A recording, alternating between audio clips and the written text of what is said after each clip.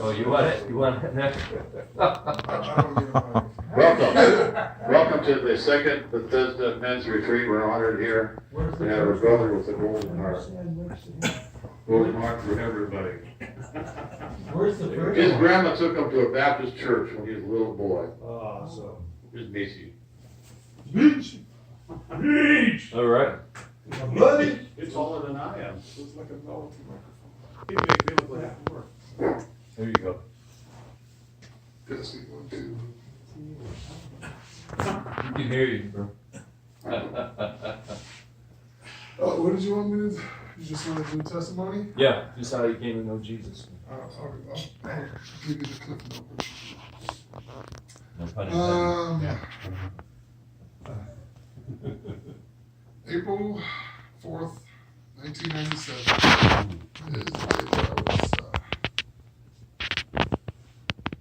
invited into Heaven's Gates and Hell's Flames. Really? Yeah, I was in rehab. Second time in rehab. Wow. And just, again, previously before that, I was a drug dealer for 5 years, Fresno, California. I was nefarious for getting into trouble, literally. I outdid myself when I got a call from my probation officer, and they called me in and said, we've been put on notice that you have a file at the sheriff's department and now at the FBI. I do. And it was, again, that's the way my mind thinks. And I came up with a plan that would be able to assassinate police officers and get away with it. And I just answered a question somebody posed. I'm like, no, you can do it. Just do this. That's all I did. And so after that, he got in trouble and he threw my name in the pot to get some leeway. And so then I now have a file on the FBI just because I talk too much. And so God has been so graceful and so merciful and so amazing. It's been 20 years or more. And it has been a whirlwind. I've done things, I've seen things, and I honestly couldn't believe that I could do the things that I have done. And it all came to a point when I actually finally just said, I give up. Because I fought with God for 3 years, and I lost. But he still made me win. And I love, I won't say I don't, it's not, I love ministry, I love people. And it's just because I've learned with my time walking with God that there are more things about people that he enjoys and he loves that to us sometimes may seem odd. Well, why would you think that was amazing about that person? But to God, it's a true delight because it's a part of their character that he designed. And he's watching that design grow and evolve and develop as he breathes more life into it and expands it. And just a testimony of my life, just writing books and stuff like that. I grew up impoverished, but I feel that I had a good childhood, even though my father was in and out of prison and verbally and physically abusive. But to me, that was my life. And I learned through all of that, as you said, I've seen God in my life now as I'm older and wiser, where the key points in my life were the lowest points where he was always there. Like one time I tried to run away with my dog.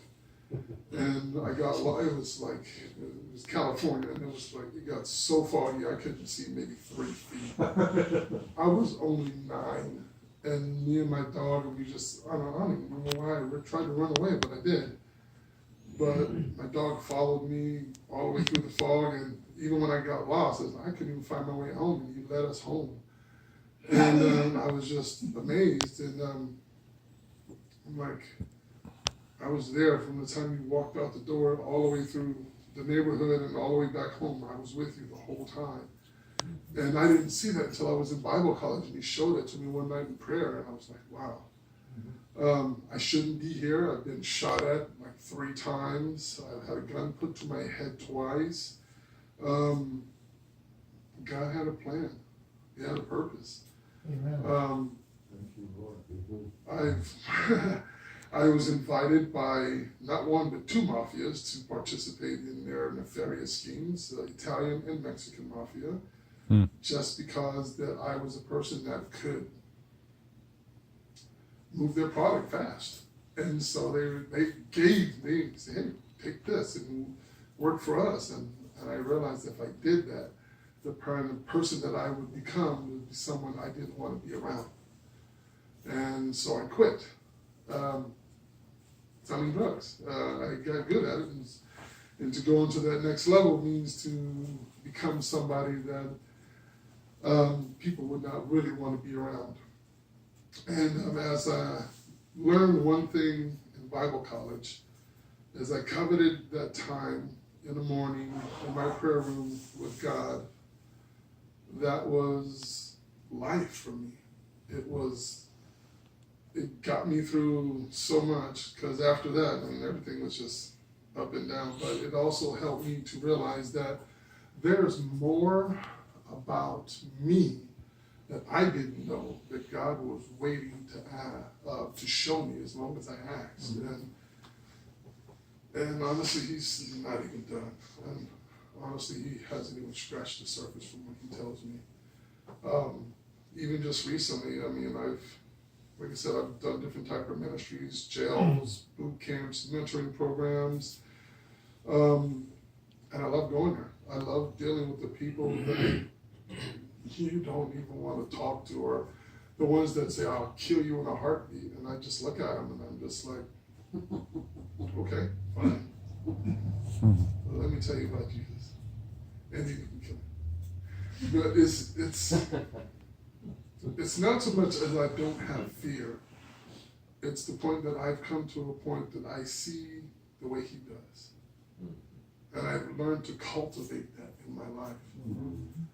And it's overwhelming sometimes, because there are times when I walk by someone and he'll literally just throw this whole big old file about just someone I don't even know. This is everything about him that he loves. And I just start weeping, because it's what he loves about them, and I feel it and I see it, and then it's just, Wow. I become a blubbering idiot, because I'm like, okay, wow. And this last year was pretty much an amazing year, and a horrible year. I got cancer, and I got rid of it. Amen. Hallelujah. Thank you, Lord. And I wasn't scared. I was more like, what? This doesn't seem right. I don't accept that. And Amen. I just said, Father, what's the deal? He's like, and he just said, don't worry about it. I said, all right. Wow. And that was it. I didn't. I trusted him, and went through everything, and he tried to shove chemo down my throat. And I was like, no, my father said no, so no, sorry. And I was able to not only come through that, but I just realized that during that recovery time, which I really, really hated, because I felt like a wet noodle. I'd have the energy of a gerbil, and then I'd pass out. Literally, I would just pass out. I'd walk down the street and come back home. Well, no, I walked to my mailbox, 65 yards, walked back home, and I had to pass out because I was so exhausted. And I was like, this isn't normal. I don't like this. But one of those times when I was at home and the kids were gone for 3 weeks, praise you, Jesus, I had the most amazing just alone time with my father. And it was so reaffirming, so powerful, and shattering, literally shattered a lot of conceptions that I had, a lot, and he opened up so many doors that I didn't even know were available. One thing is that I always ask, I was like, Father, you always said, because I've been stuck on Romans 8:14 through 17 for the last 5 years actually. And you said identity is it's everything. And I'm like, if that's everything, then what else is there to identity? And he began to expand on this whole thing.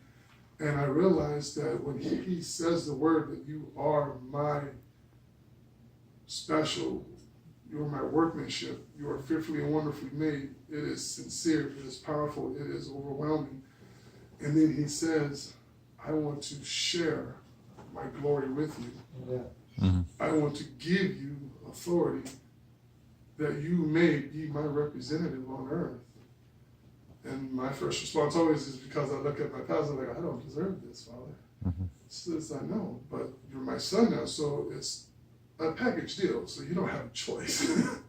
So you just have to accept it. I was like, I can accept it, but I don't know how to walk in this. He says, well, I will teach you.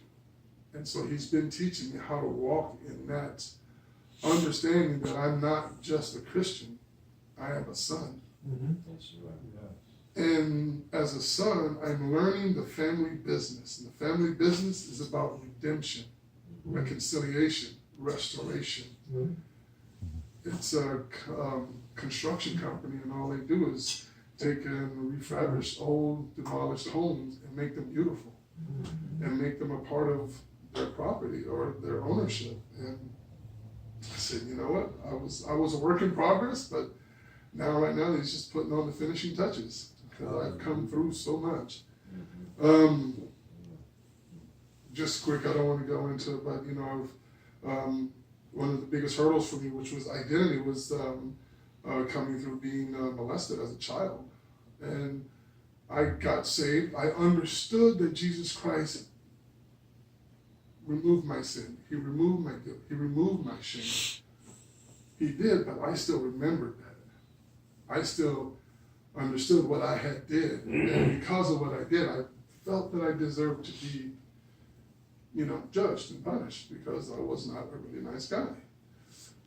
But I could still minister. I can still give prophetic words. I can still prophesy. I can still lay hands on and healing. But when someone will say, you're a mighty man of God, I'm like, no, you're not talking about me. That's somebody else. You know, and it took a face-to-face encounter with Jesus Christ for him to straighten me out. And that was 2010 in February. And he called me on the carpet and said, no, we're not doing this anymore. You're done. And I considered it like, you know, I had the